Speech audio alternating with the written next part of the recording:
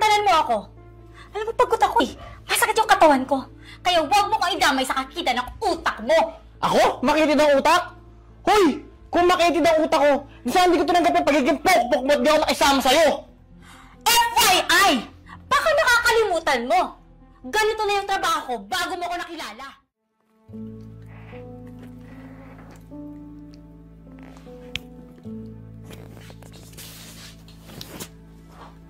Wow.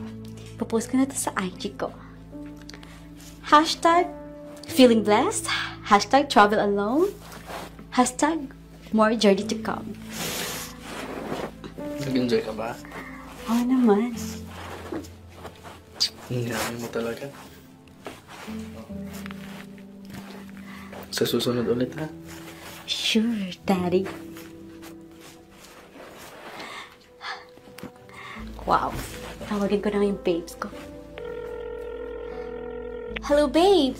Pauwi na ako. Kakamit ko lang sa afam ko. Babe, may pera na naman tayo.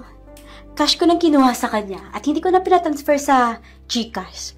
So, babe, may pang-SM na tayo at pang-flex. Okay, sige. Ingat ka pa uwi.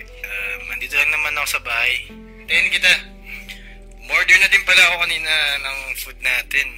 Ginamit ko yung isa mo pang card. Sige, babe. No problem. Sige, babe. Prepare na rin ako, ha? See you later. Okay, bye-bye. Bye.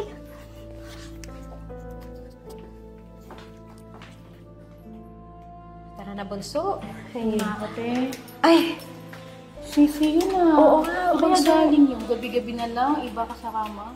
Nako, tapos magpupost na naman siya lagi sa social media niya. Sasabihin, feeling blessed. Sinabi mo, Yun naman pinapost yung apam niya. Oo, sino kaya mga abang yan? Yung nakita natin isang araw. Baka yun yun. Kaya nga, no? Tara na nga. At saka, no wonder kung bakit nababayaran yung apartment niya nito. Dami ng pera. ikaw talaga, Poppy. Pakabulero mo. Sige, sige. 5K, 3 pops na yung Poppy, ha? Pero, bawal video. Yes, hindi ka nalugi doon kasi ako lahat ang gagawa. Okay? Mag-enjoy ka sa akin. I'm sure. Sige, sige. See you later! Saan ba yung customer mo? Ba't parang lugi ka naman yata? 5K tapos 3 pops. Babes, customer ko na yun dati.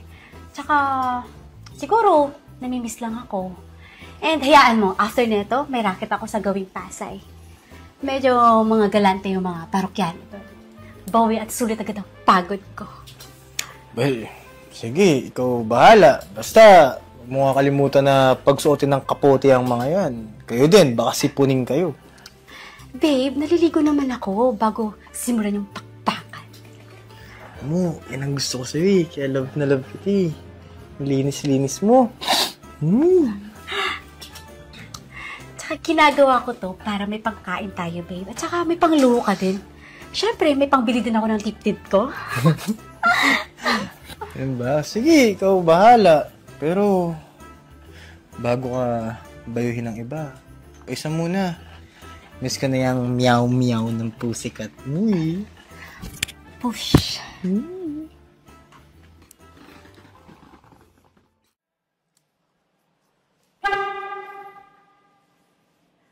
Oy, Daddy!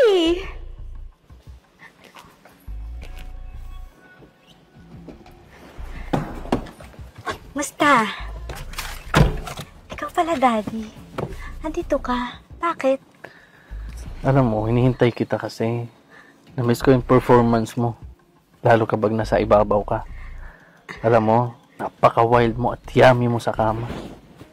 Ganun ba? Siyempre, ako pa ba? Pero Daddy, pwede bukas mo na lang ako i-book. Kasi, napasubo ako sa 3 customers ko ngayong araw eh. Medyo masakit yung katawan ko, tsaka yung pusa ko. Hindi pwede. Nandito ka sa sasakyan eh. Huwag ka mag-alala. Dadagdagan kung ibabayad ko sa'yo. Pero Daddy, naghihintay sa akin yung jowa ko eh. Tsaka may pupuntahan kami. Bibili kami ng bagong sapatos niya, pang forma. Ganto na lang. Tawagan mo. At sabihin mo bukas ka na uwi at binuk kita. Pero din to, no? 2 sapatos pang mabibili mo sa kanya. Sige na, tawagan mo na. Sige, Daddy. Tawagan ko muna siya, ha? Sige.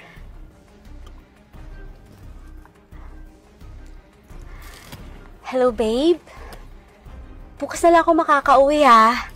Binuk ako ni Daddy tonight, eh. Bukas na lang natin bibilihin yung sapatos mo. Ano ba yan?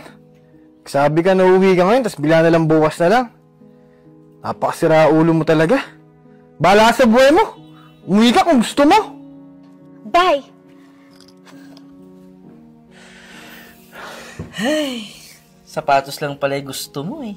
Ako nang bahala sa sapatos mo. Total, marami naman benta yung pares ko. Pero bago lahat, pasupsup muna sa bulalo mo.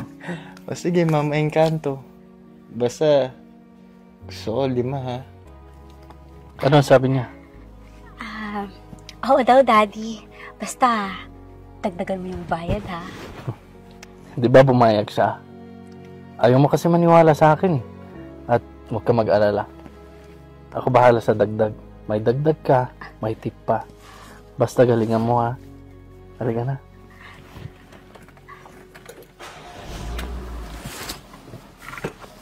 Ate, si Sisi ba yun? Oo nga, no. Ayos sa ibang lalaki na naman ang kasama. Kaya nga, araw-araw, easy money gusto. Yun kasi ang madaling pera eh. Ano ba yung bunso? Pero wag mong gagayahin yun, ha?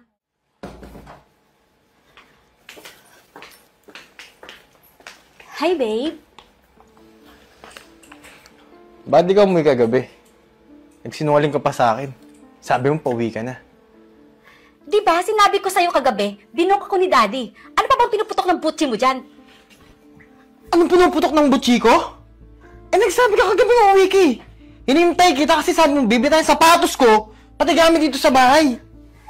Hoy! Baka nakakalimutan mo. Ganito na yung trabaho ko. Kahit sino at anytime, pwede akong sumama pag gusto ko. Next time kasi, huwag ka makakakot na pauwi ka na, o di mo naman kayang to pa rin. Alam mo, tantanan mo ako. Alam mo, pagod ako eh. Masakit yung katawan ko. Kaya huwag mo ko idamay sa kakita ng utak mo. Ako? Makitid ang utak? Hoy! Kung makitid ang utak ko, saan hindi ko tinanggap yung pagiging pok-pok mo at di ako nakisama sa'yo? FYI! Baka nakakalimutan mo. Ganito na yung trabaho ko bago mo ko nakilala. Kaya huwag na huwag mo akong pagsasabihan ng ganyan. Anong gusto mo, Gio, ha? Huminto ako sa pagtatrabaho ko? Anong ipapalaman ko sa'yo, ha? Eh di hamak na batugan ka lang. At puro yabang lang sa social media. Puro pa-flex sa mga tropa mo. Wow, shit! Ang linis mo ah! Maria Purificada ka? Bakit? Sino ba sa social media yung panay post ng feeling blessed? Traveling alone? More journeys to come? Hoy! Shit! Wag ako! Alam ko yung takbo ng sikmura mo!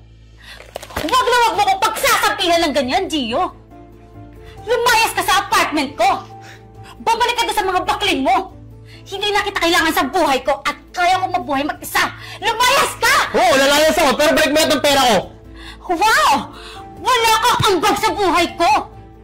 Lahat ng perang ginamit mo, sa akin lahat yun. Kaya lumayas ka!